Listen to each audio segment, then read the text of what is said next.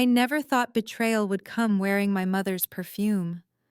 But the moment I overheard her voice soft and casual telling my boyfriend of 3 years that my sister was stronger and better, I knew something inside me had cracked beyond repair. Her words weren't shouted. They were delivered like the most ordinary truth, as if she were discussing a recipe, or the weather as if my happiness was disposable. I remember standing frozen outside the kitchen door at my cousin's graduation party, clutching my purse so tightly the leather creaked. Mark had gone to grab us drinks, and when he didn't return after several minutes, I went looking for him. I found him in that kitchen, my mother leaning close, her hand on his arm, speaking with that falsely warm tone she reserved for moments when she wanted to shape someone's choices. Elizabeth has always been the achiever, she told him. She's the one with real potential. Audrey's sweet, but let's be honest. You deserve someone who will push you forward, not hold you back. My name on her lips sounded like a dismissal. My degree in art, my sketches that I treasured but hardly sold, all of it brushed aside in seconds. What made it worse was Mark's expression. He didn't laugh it off. He didn't defend me. He just stood there with those drinks in his hands, his face caught between surprise and consideration. And in that flicker, that tiny pause of thought, my heart shattered. I should have stormed in. I should have thrown the drinks against the wall and demanded he tell her she was wrong. But I didn't. I backed away silent, pretending for the rest of the night that I hadn't heard a thing. That was my first mistake. From then on, the signs began to grow louder. Mark started mentioning Elizabeth casually, her big case win at the law firm, her disciplined workouts, her sharp mind. Little comments that sliced into me like paper cuts. Soon, he canceled dates, stayed late at work, took up interests he never cared for before, legal documentaries, books Elizabeth liked. When I found text messages between them arranging lunch, he dismissed it as innocent. She's your sister, Audrey. It would be weird if we didn't get along. His reasonableness made me question my sanity. Was I being paranoid? Was I just insecure? But at family dinners, the way they looked at each other, the private smiles they thought no one noticed, it was enough to leave me swallowing tears with every bite of food. My best friend Jamie was the first to say it out loud. Something's different with him, she warned. He doesn't look at you the same way. I wanted to argue, but the truth was already burning in my chest. The breaking point came one afternoon when I decided to surprise Mark with tickets to his favorite band. I let myself into his apartment with the key he'd given me, expecting to see his messy living room, maybe catch him off guard in a sweet way. Instead, a trail of clothing led me to the bedroom. My sister's blouse was on the hallway floor, and when I pushed open the door, there she was, her hair spilling across his chest, their bodies tangled in sheets that still smelled of his cologne. The concert tickets slipped from my hand and scattered across the floor like confetti at a celebration I hadn't been invited to. He scrambled for words. She didn't even bother to cover herself. Her only response was a cool, annoyed glance, as if I were the one interrupting something rightful. You would have found out eventually, she said. The calmness of her voice was more devastating than any scream. It wasn't an accident, wasn't a mistake, it had been deliberate, a plan cultivated behind my back. When I asked how long, Mark admitted 2 months officially, but longer since your mom had her little talk with me. The way their eyes shifted in surprise when they realized I knew confirmed it. My own mother had lit the match that burned my world down. I left without screaming. No broken dishes, no dramatic exit. Just silence. Hollow silence that carved me out from the inside. The next morning, I confronted my mother. I stood in the same kitchen where she had first undermined me, watching her arrange flowers with calm precision. Why would you do this to me? I demanded, my voice raw. She barely looked up. Don't be so dramatic, Audrey. Relationships end all the time. Elizabeth and Mark make more sense together. You must see that. When I pressed her, when I begged to understand, she gave me the cruelest truth of all. Elizabeth deserves someone who matches her ambition. You've always been the soft one, the dreamer. You'll find someone better suited to your temperament. Her words stripped me bare. In her eyes, I had never been enough. Not as a daughter, not as a woman, not as a partner. She touched my cheek almost kindly, and I realized she had never really seen me. I was the lesser daughter, the disappointment who had chosen passion over pragmatism, art over law. "You're wrong about me," I whispered. "You always have been." That night, I packed my car.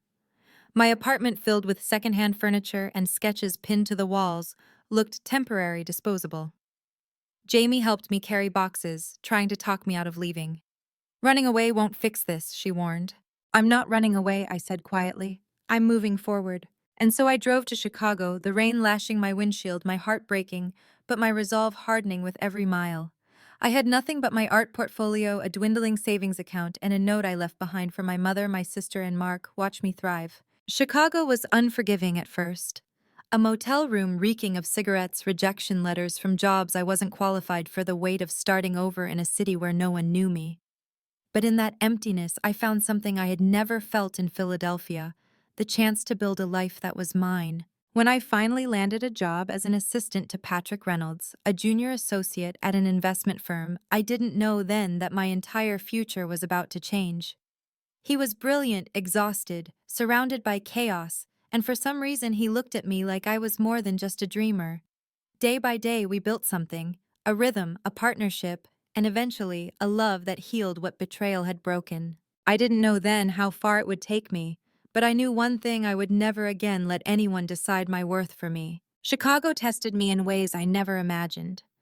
The city was both merciless and generous, tearing me down one day and handing me the faintest thread of hope the next. I remember my first winter there, standing on the L platform in a coat too thin for the biting wind, clutching a sketch pad under my arm. My hands were raw, my savings nearly gone, and yet something inside me refused to give in. Maybe it was pride. Maybe it was the stubborn echo of that note I had left behind: "Watch me thrive." Working for Patrick Reynolds began as survival. He was a junior associate climbing through the labyrinth of finance, his desk piled with reports, his shirt sleeves rolled up in permanent exhaustion. My role was simple: organize files, answer calls, fetch coffee. Yet from the very first week, he treated me with a respect I wasn't used to. When I sketched during lunch breaks, instead of mocking me, he asked to see my work. He'd study each drawing with surprising seriousness, pointing out details I thought no one noticed. "You see the world differently," he said once. "That's not weakness, Audrey. That's power." Those words burrowed into me. For so long I had been told that my softness, my dreaming, was what made me less.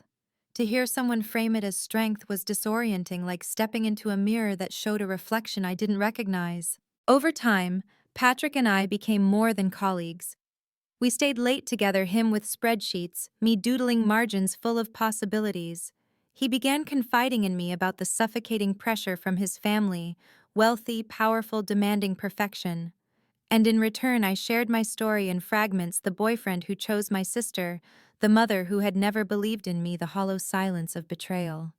He listened without judgment, his eyes steady and kind. "You didn't lose them," he told me one evening when the office was quiet. "They lost you."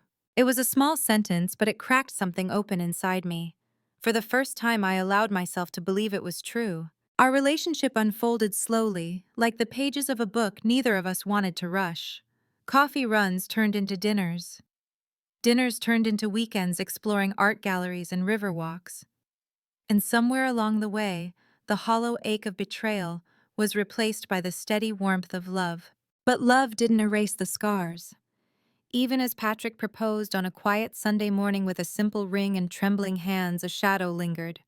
I carried the fear that history might repeat itself, that I might again be the dreamer abandoned for someone deemed better. He sensed that fear, and when I confessed it to him, he held me tight. "I'm not Mark," he whispered. "And you are not the woman they tried to make you believe you were." Marriage with Patrick was nothing like what I had imagined back when I dreamed of a future with Mark. With Patrick, I was not someone's lesser choice. I was his partner, his equal, his anchor when the storms of his demanding career threatened to drown him. Together, we built a life rich with laughter, resilience, and shared dreams. Still, even as the years passed, I couldn't forget. My mother's words haunted me like a ghost. "Elizabeth deserves someone who matches her ambition. You'll find someone better suited to your temperament." For a long time, I thought maybe she was right that I had settled into a quieter life. But as Patrick's career soared, something unexpected happened. My life soared with it. He never left me in the shadows. Every event, every achievement, he introduced me as the reason he stood where he did. And eventually, I began to believe him. 7 years after leaving Philadelphia, I hosted my first gala. It was meant to be a celebration not just of Patrick's success, but of the art foundation we had built together. A foundation dedicated to supporting young dreamers like me, kids whose talents were dismissed as impractical. It was my vision, my creation funded by our combined efforts. That night, as chandeliers glittered above a ballroom filled with music and laughter, I felt something I hadn't felt in years: vindication. And then the past walked through the door. I saw them before they saw me, my mother Elizabeth and Mark. They arrived together, their presence slicing through the crowd like an uninvited storm.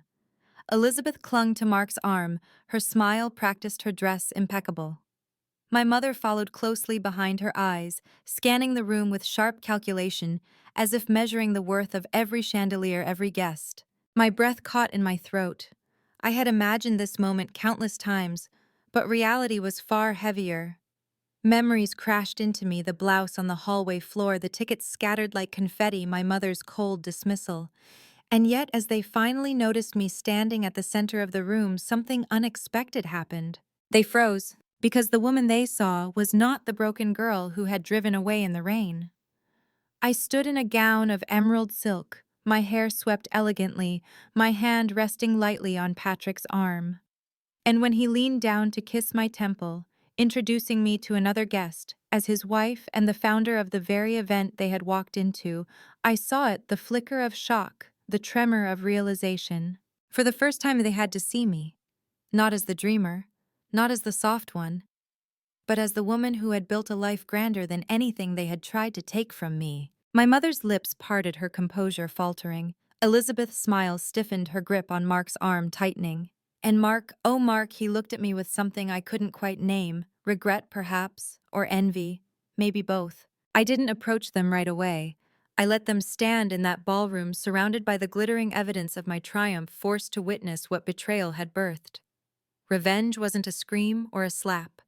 It was this walking gracefully among people who respected me, loved me, believed in me, while they stood on the edges, outsiders in a world they once thought I was unworthy of. And deep down, I knew the climax of this story was only just beginning. The ballroom was alive with music and laughter. Yet for me, the air grew thick, almost suffocating, as my eyes locked with the trio I had once called family. My mother stood stiff, her posture regal, but her expression cracked at the edges. Elizabeth pressed closer to Mark, her smile brittle. And Mark, his eyes betrayed him first. They lingered too long, searching my face as if trying to reconcile the girl he betrayed with the woman I had become. I felt Patrick's steady hand resting against the small of my back, grounding me. "Are you all right?" he murmured quietly, his eyes scanning the tension that had suddenly entered the room. "I'm fine," I whispered, though inside my chest my heart thundered. This was the moment I had replayed in my mind on sleepless nights, the confrontation that had lived in my imagination like a haunting, and now it was real: flesh and bone, perfume and silk. Eventually, the inevitable happened. My mother crossed the room, first weaving through clusters of guests with the determination of someone unwilling to be ignored. She reached me with a smile that was too polished, too rehearsed.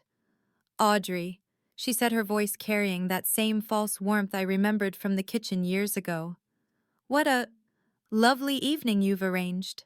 Her words were sharp under their sweetness, arranged as if I were merely the decorator, not the architect. But I didn't flinch. I held her gaze calm, steady, letting silence stretch long enough for her smile to falter. "Thank you," I said simply, my tone even. "It means a great deal to me." Behind her, Elizabeth and Mark approached.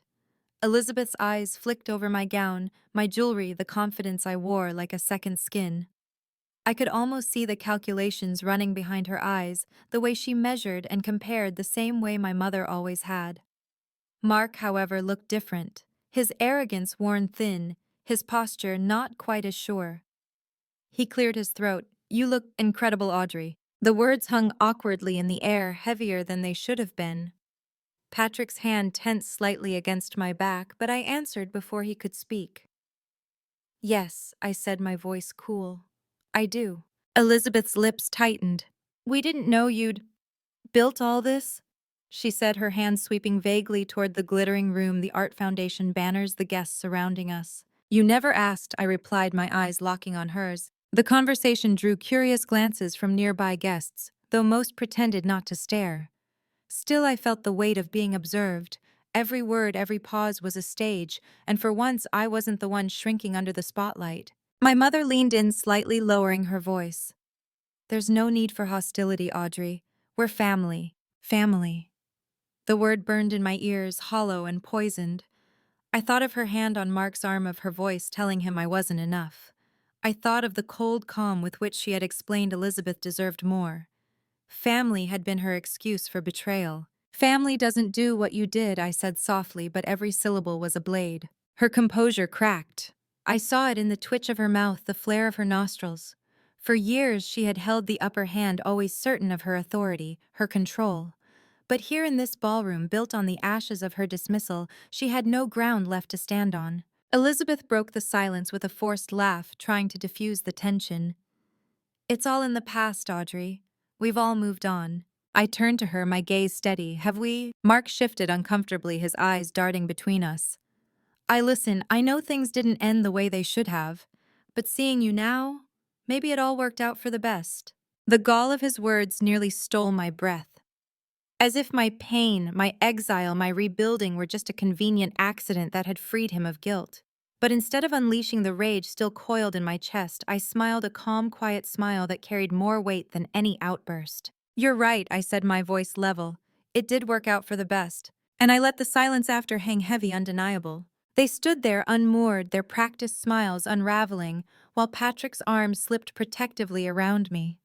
He leaned down and whispered, just for me. They can't touch you anymore. I believed him. For the first time, I believed it fully. The rest of the night, I didn't seek them out. I didn't need to. They lingered at the edges of the gala, watching as I greeted guests, gave speeches, and moved through the crowd with grace and authority. Every laugh, every cheer, every congratulation was another reminder of the life I had built, the life they tried to convince me I could never have. And I realized then that revenge isn't always about confrontation. Sometimes it's about standing tall in your truth, while those who betrayed you are forced to witness it. Still, I knew the story wasn't over, because the look in my mother's eyes told me she wasn't done trying to reclaim control. And the look in Mark's eyes, raw, regretful, told me he wasn't done thinking about what he lost. As the evening stretched on, the air inside the ballroom grew thicker, the music and laughter a veil over the tension that pulsed just beneath the surface. I had done my best to glide among my guests with grace, to keep my head held high while my betrayers hovered on the edges of the night like shadows that refused to dissolve. But shadows always find ways to creep closer. It happened when the crowd thinned a little, when the speeches were over, and people drifted toward the buffet or the dance floor. I stepped aside for a moment, needing a sip of water and a breath of quiet, when I felt a presence beside me. My mother. Audrey, she began, her voice low, almost tender. We need to talk. Privately. I followed her into a side lounge, the door clicking shut behind us. The hum of the party dimmed, leaving only the sound of my own pulse. She stood by the fireplace, her posture straight but her eyes darting. I braced myself, expecting another lecture cloaked as concern. You've done well, she said finally, her words measured. Better than I ever imagined you could. This gala, the foundation, your husband, it's impressive. The word impressive landed like a stone. Not beautiful, not extraordinary, just impressive, like she was grading a project. I crossed my arms, waiting. Her next words, however, made my chest tighten. I only wanted what was best for you, Audrey. For both of my daughters. Mark wasn't right for you. You were too soft, too fragile. Elizabeth needed someone strong by her side, someone ambitious. You thought wrong. I cut in, my voice sharper than I intended. You didn't protect me. You destroyed me. You handed my life to Elizabeth like it was some hand-me-down coat you didn't think I deserved anymore. Her face twisted, a flicker of anger breaking through. You don't understand. You always lived in your little dream world with your sketches and your ideals. I had to make choices. Elizabeth was my star. She had the fire. I couldn't let her fail. And I was expendable. My voice trembled, but I forced the words out. Your other daughter, the one who wasn't worth fighting for. Silence fell. Her lips parted, then closed again. For once, she had no answer. In that silence, something shifted in me. I realized I had spent my entire life chasing scraps of her approval, begging for crumbs she never intended to give. And now, looking at her, I understood she wasn't capable of seeing me for who I was. She never had been. I don't need your explanations anymore, I said quietly, the calm in my tone surprising even me. I don't need your approval. I built this life without you, and I will continue to live it without you. Her composure cracked. I saw her eyes glisten, her mouth tremble, but I didn't stay to watch. I opened the door and walked back into the gala, leaving her alone in the shadows she had created. But as I stepped into the glittering light, another figure intercepted me. Mark. He had been waiting. His tie loosened his glass of champagne, untouched, his expression heavy with something that looked like desperation. Audrey, he said, his voice low, please, just a moment. Every instinct told me to keep walking, to let him stew in the silence of regret. But curiosity, a cruel lingering thread, pulled me to pause. He stepped closer. You have no idea how many times I thought of you. How many nights I wondered what my life would have been if I hadn't listened to your mother, if I hadn't chosen Elizabeth. The gall of his words made my stomach turn. Yet his eyes were raw, stripped of the arrogance I remembered. Elizabeth was never you, he whispered. She was sharp, yes, but cold. She wanted my status, not my soul. And your mother, she pushed and pushed until I convinced myself it was right. But it was never right. Not once. I studied him, my heart a storm of emotions. Part of me wanted to scream to remind him that he had a choice, that he could have stood up for me, defended me, loved me. Instead, he had stood silent while my mother tore me down, then betrayed me in the cruelest way. Do you expect me to feel sorry for you? I asked softly. He shook his head, his jaw tightening. No, I need you to know I regret it. Every single day. And seeing you now, seeing what you've become, it kills me to realize I lost the best thing that ever happened to me. His confession, raw as it was, felt hollow. Because regret after betrayal is not redemption. It's only the echo of cowardice. I leaned in slightly, my voice steady. You didn't lose me, Mark. You threw me away. And now you'll live with that choice. I left him standing there, his shoulders sagging, his eyes following me as I rejoined Patrick on the dance floor. Patrick's arm encircled me, his warmth reminding me of the life I had built, the life that was real, solid, and mine. As we swayed to the music, I caught a glimpse of Elizabeth across the room. Her face was tight, her hand clutching her glass too firmly. She had heard enough of Mark's words to know the truth. His heart even now had never truly been hers. And in that moment, I understood revenge wasn't about destroying them. It was about living so fully that they couldn't escape the sight of what they lost. The night was slipping into its final hours. Guests lingered with flushed cheeks and laughter glasses clinking as the band played a softer melody. Yet for me, the gala no longer sparkled with simple joy. It had transformed into a stage where every wound of my past had been laid bare. My mother's brittle excuses, Mark's desperate confession, and Elizabeth's faltering smile, all of it swirled around me like smoke. I could feel Patrick's arm around my waist, his grounding presence steady and real. His warmth reminded me why I had survived, why I had fought, why I had built this life in the first place. Still, as my eyes drifted across the ballroom, they found Elizabeth.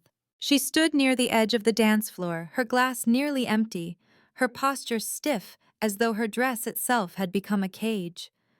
Mark hovered beside her, his gaze still trailing toward me, no matter how hard he tried to hide it.